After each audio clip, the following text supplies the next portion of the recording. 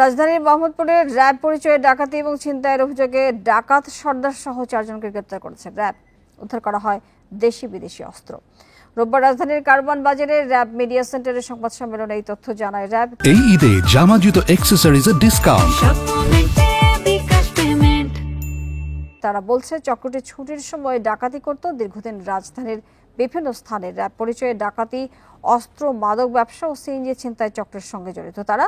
এছাড়া মোহাম্মদপুর ও পার্শ্ববর্তী এলাকায় চাঁদাবাজি, মাদক, ভূমি দখল, চুরি, ছিনতাই, ডাকাতি সহ বিভিন্ন সন্ত্রাসী কর্মকাণ্ডের তথ্য পাওয়া গেছে।